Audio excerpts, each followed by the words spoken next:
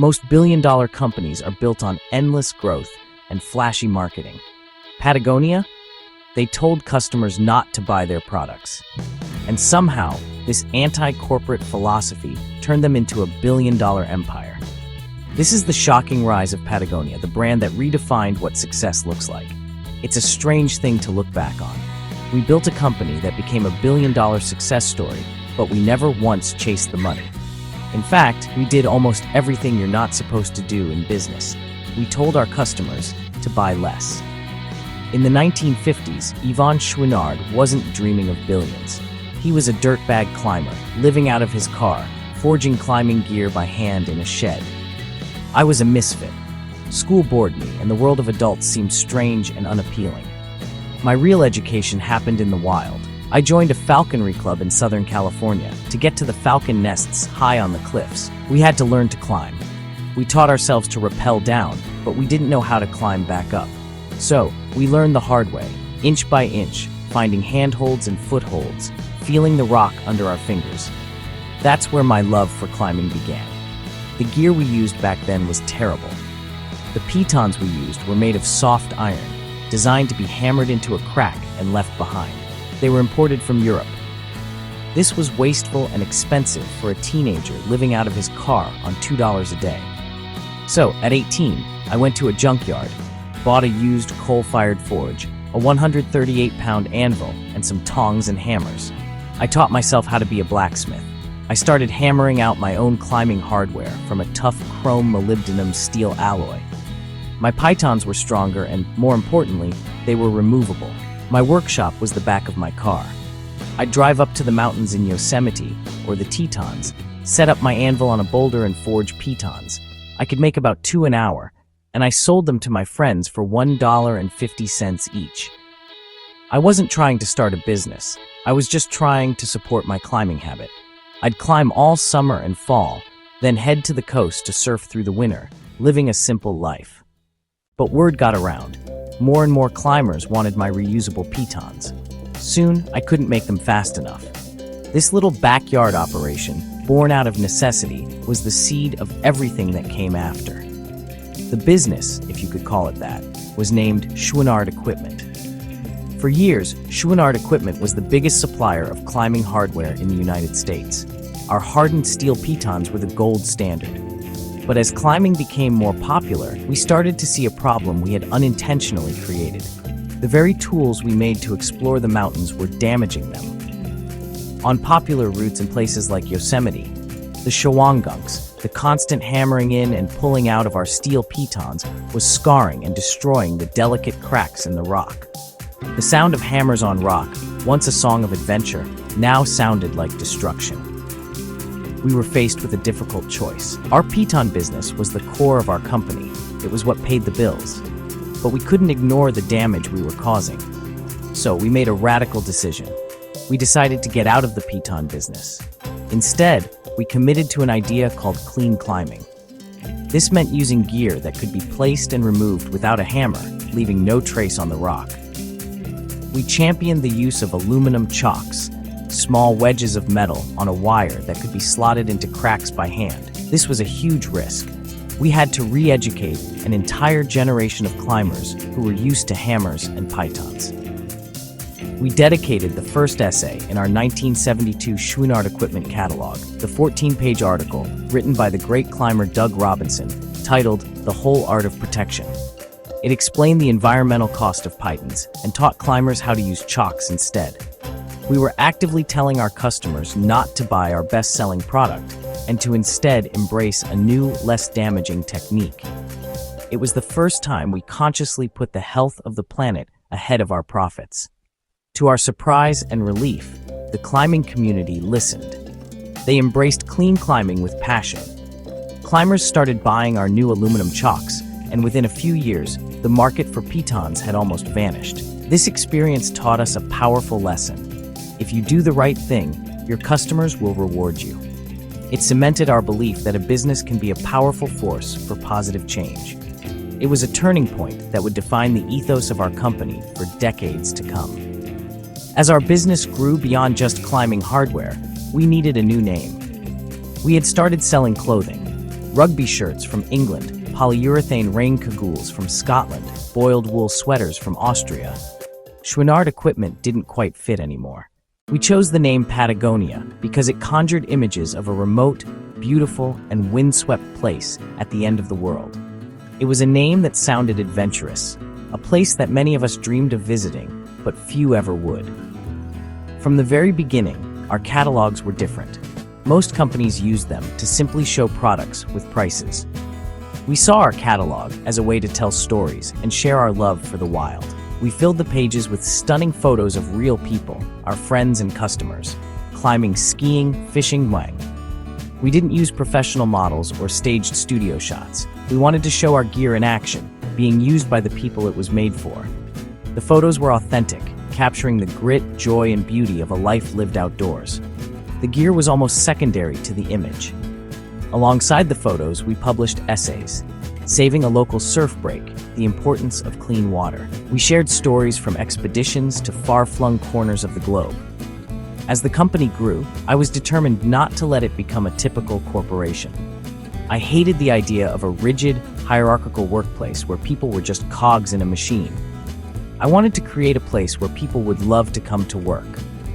We had a simple philosophy: hire independent, self-motivated people and then give them the freedom to do their jobs. This led to one of our most famous policies, which became the title of my book, Let My People Go Surfing. The rule was simple. If the surf was up, you could drop what you were doing and go. The same went for a powder day on the ski slopes or a perfect afternoon for a trail run. We knew that our best ideas didn't come from sitting in meetings. They came when we were out in the world, doing the things we loved. This flexibility wasn't about slacking off.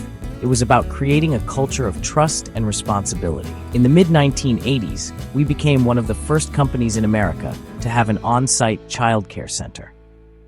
We didn't want our employees to have to choose between their careers and their families. The sound of children playing in the courtyard became part of the soundtrack of our headquarters. By 2011, we were a successful company, but we were also deeply troubled by the culture of consumerism we were a part of. The clothing industry is one of the most polluting on the planet. On Black Friday, the busiest shopping day of the year, we took out a full-page ad in the New York Times. It featured a photo of our best-selling R2 fleece jacket. And underneath it, in big, bold letters, the headline read, "Don't buy this jacket." The ad was a manifesto. The text explained the environmental cost of making just one of our jackets: 135 liters of water used, 20 pounds of carbon dioxide emitted.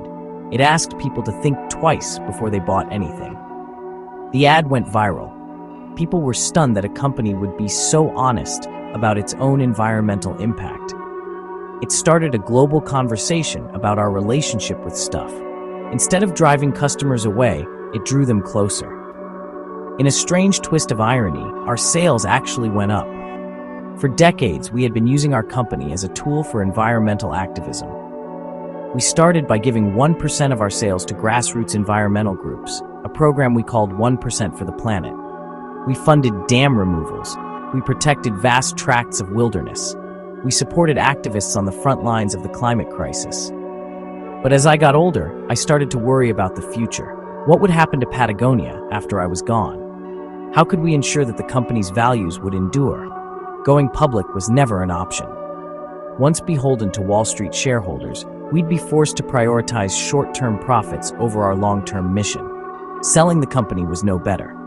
A new owner could strip away our values and cash in on the brand's reputation. After years of exploring options, we found our answer. In 2022, we restructured the entire company. We transferred all of the voting stock, the shares that control the company, to the Patagonia Purpose Trust. The trust is legally bound to ensure Patagonia never deviates from its core values. It's run by a small group, including my family, tasked with protecting our mission. All non-voting stock, the company's economic value, was given to the Holdfast Collective, a nonprofit. From now on, every dollar of profit Patagonia makes, after reinvesting in the business, will be distributed as a dividend to the Holdfast Collective. This money, an estimated $100 million a year, will be used to fight the environmental crisis, protect biodiversity, support thriving communities, The Earth is now our only shareholder. Looking back, the legacy of Patagonia isn't about the billions of dollars in sales or the global recognition of our brand. It's about an idea. It's the idea that business can be a force for good. We proved that a company can be financially successful while also being environmentally responsible and socially responsible. We showed that you can build a loyal following, not by tricking people into buying more, but by earning their trust and inviting them to be part of a larger purpose. We pushed the entire outdoor industry to be better. So we come to the final question. Can a business or even a collection of responsible businesses truly save the planet? The honest answer is no, not by itself. The problems we face, climate change, biodiversity loss, social inequality, are too big, too complex, and too urgent to be solved by the private sector alone. Patagonia, for all its efforts, is still a consumer products company. We use resources, we create waste, we have a carbon footprint. We have always tried to be honest about this contradiction. We are part of the problem, even as we strive to be part of the solution. Real, lasting change requires a complete overhaul of our systems, massive government action, international cooperation, a cultural shift away from consumption toward regenerative living. Businesses can't write laws or create international climate treaties. We can't single-handedly transform the global energy grid from fossil fuels to renewables. Pretending a company can save the world is arrogant and a dangerous distraction. Citizens must vote protest and demand action. However, business has a role to play. We can act as a proof of concept. We can show that a different model is possible and profitable.